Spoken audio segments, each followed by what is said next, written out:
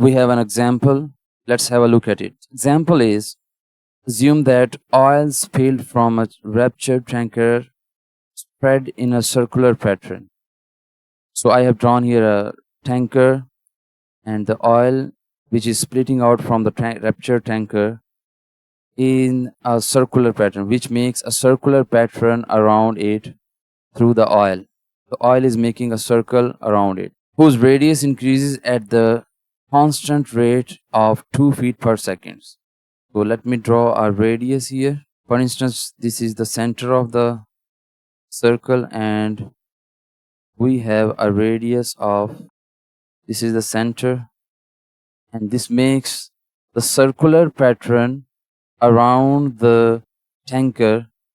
The oil is splitting in the circular form around the ruptured tanker. So the question is, how fast is the area of the spill increasing when the radius of the spill is 60 feet?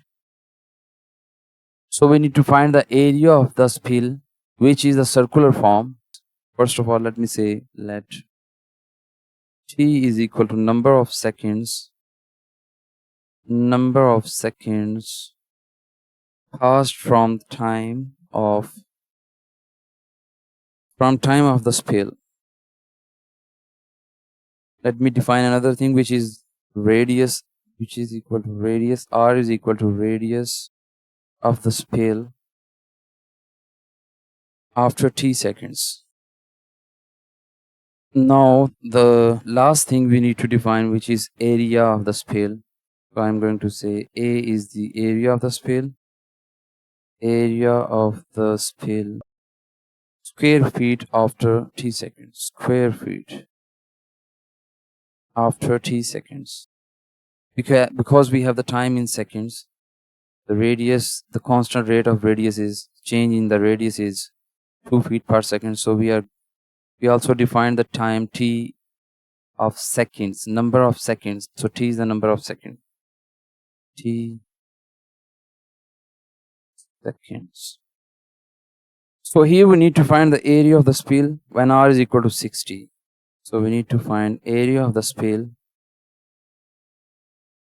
when r is equal to 60 degree. We have to find this. It means we need to find the rate of change in area with respect to time. With respect to time when r is 60.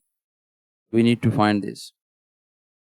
So first thing which is given to us is the rate of change in radius, constant rate of change, which is 2 feet per second. So which is equal to dr by dt, because we are finding the derivative of radius with respect to time.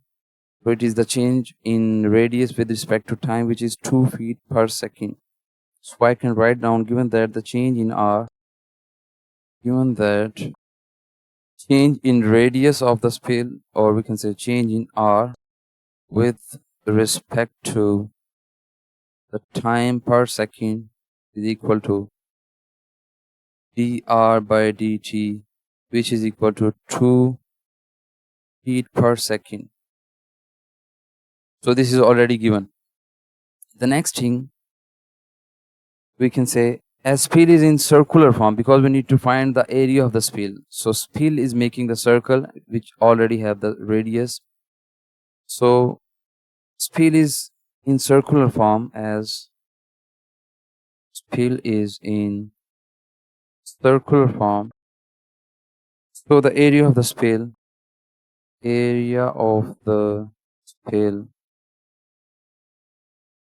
will be the area of the circle, which is A is equal to pi r square. Let me give the name to both of these equations. Let me say this one and this one. Should I say equation number 1 and equation number 2? Now for equation number 2, we need to find the change. So that's why we need to find the derivative of the area with respect to the time. Differentiate equation 2 with respect to the time.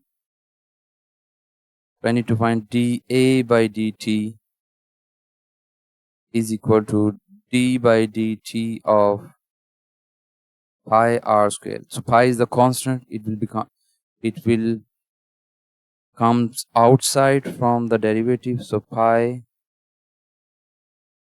and r square, the derivative of r square is 2r, and where the by chain rule we can write dr by dt.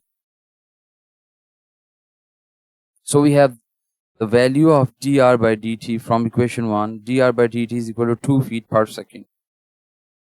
So I can put the value of dr by dt here from 1.